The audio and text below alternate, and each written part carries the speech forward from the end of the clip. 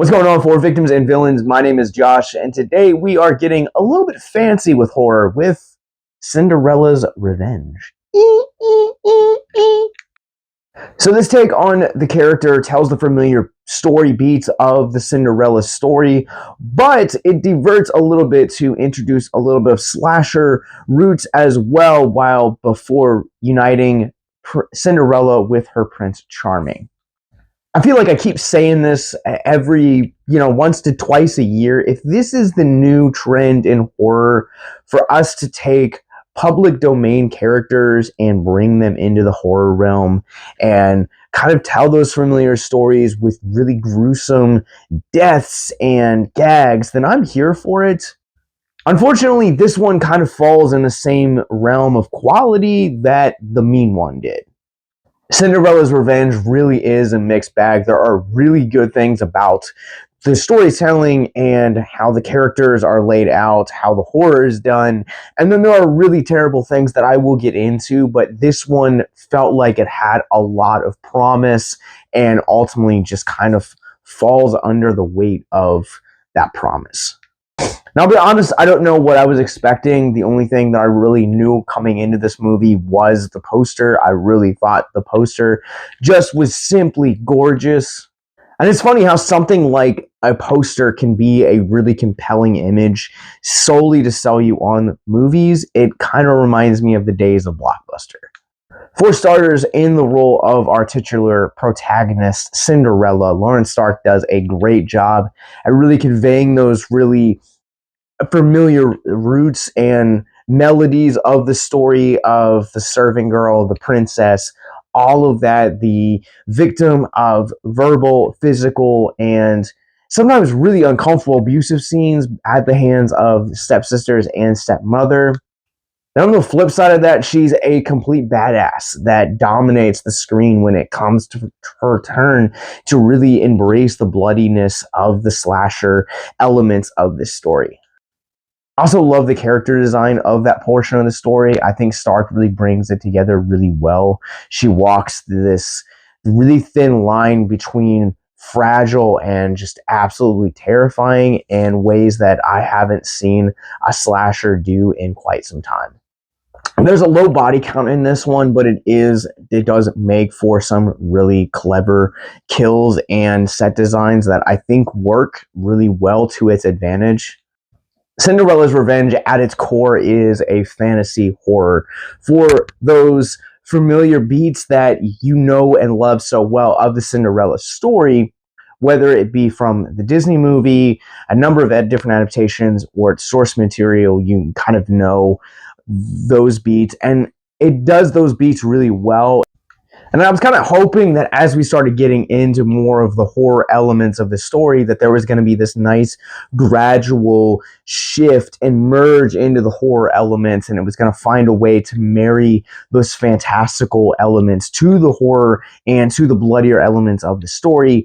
But unfortunately, it just kind of feels like this story just kind of takes this like hard right. And look, I've said it before, changing genres and mixing genres, period, is a thing of masterclass. When you look at movies like Dream Scenario or Everything Everywhere at Once that we've got in the last 5 years, those films mix genres so well that sometimes it's fantasy, sometimes it's horror, sometimes it's comedy, sometimes it's drama, sometimes it's a mixture of two, sometimes it's a biopic, sometimes it's a parody. And I love how those films are able to do that. And I was really hoping that Cinderella's Revenge was going to be able to take the same exact steps, and unfortunately it just kind of takes this like hard right and just misses the mark. In fact, when the horror elements are introduced, this film kind of feels like an entirely different film from the predecessor.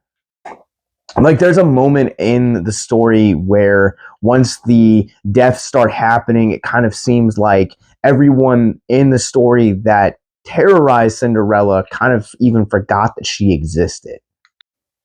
And alas, from that, Cinderella kind of became really one note. For the most part, this is a fun film. There is no character developments. This is your traditional brainless slasher. There is really no difference between this story and other Cinderella stories. There are a couple of beats that are introduced into this that I did find refreshing. Natasha Henstridge is definitely one of them. She plays the fairy godmother in this. And I was going to say Dale Griggs' take on Prince Charming was going to be one of my really low points in this movie. And then the last scene between him and Stark happens, and it kind of completely flips his character around and really flips the kind of dynamic that you know about Prince Charming and Cinderella. And I really found that fascinating and really thought it worked for the movie. I thought it worked for Cinderella's development as a character, but it also kind of put into perspective the kind of character that Griggs's Charming was when we first meet him. And I'm not going to elaborate on that, like, because I think it gives away the big reveal at the end, but that's just my take. Some of the acting in this as a whole is kind of hit or miss. Some of the lines just feel like they're delivered wooden, and then some of the lines are kind of just delivered.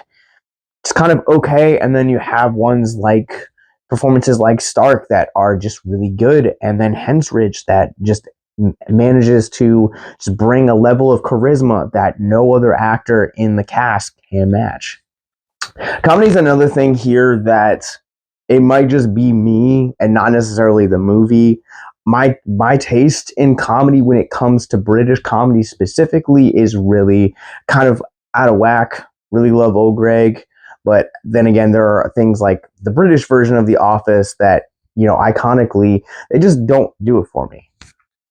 It's just not my cup of tea, pun intended, but the comedy for me just didn't work here, and there are definitely comedic beats where the story pauses for a laughter or for a audience participation. And yes, there are a couple of moments that kind of made me go, huh. But, you know, there are no moments that really made me laugh out loud. You can definitely tell that there were intended purposes to make that happen. I'm ready to run this one through the Rorschach rating scale. I'm going to go ahead and give Cinderella's Revenge a 2.5 out of 5. I think this movie has a lot of potential that just never is raised. Some of the horror comes in a little bit too late in the story. I would have liked to kind of see more of the fantastical elements and the horror elements intertwine. Acting, hit or miss. Some of the story beats, hit or miss. This movie, again, had potential, and it's a fun movie, but just it's okay. All right, if you guys have seen Cinderella's Revenge, what did you guys think? It is now playing in limited release from Quiver Distribution. You guys can comment below and let me know what you guys think. Or if you guys haven't seen it, what is your favorite version or telling of the Cinderella story? Comment that below. Let me know. Let's talk about mental health, shall we? If you guys are new to our content, Mental Health Moment is where we pick a theme of mental health out of the film which we are reviewing, talk about it for a few moments in the hopes to deconstruct the stigma surrounding mental health. I think honestly one of the things that this movie does really well and has in common with pretty much every version of the Cinderella story is the overarching theme of hope and holding on to find some element of joy no matter how bleak that day looks.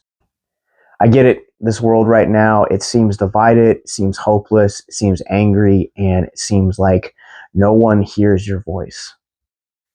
And some days it feels like it's not even worth getting up, going to a job, or paying your bills, because at this point, so many of us feel like we are just essentially working to survive and to just make it to the next day.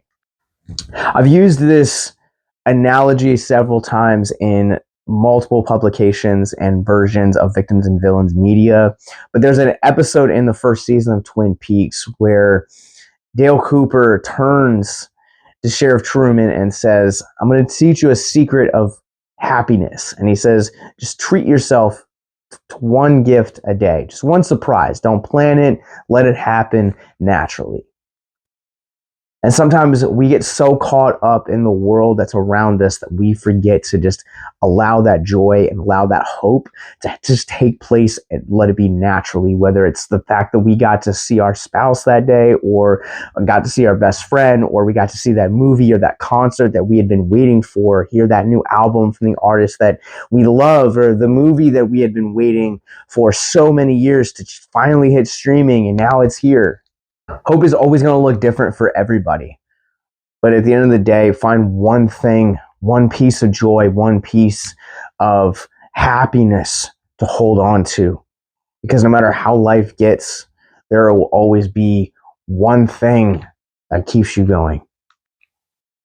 If you or someone you know is struggling with suicide, addiction, self-harm, or depression, please click the links in the show notes below to check out our mental health resource library. I love talking about independent cinema, independent horror, gags, and more. But at the end of the day, the reason we create the content here that we do at Victims and Villains is to let you know that you are not alone, and that there is hope, and that there always will be hope, and education and resources readily available for you. As I mentioned earlier, Cinderella's Revenge is now playing in limited release from Quiver Distribution. In the show notes below, you guys will find links to all of our other podcasts, social media, upcoming events, and more, and that subscribe button. So until next time, remember to stay classy, stay spooky. Have a great night.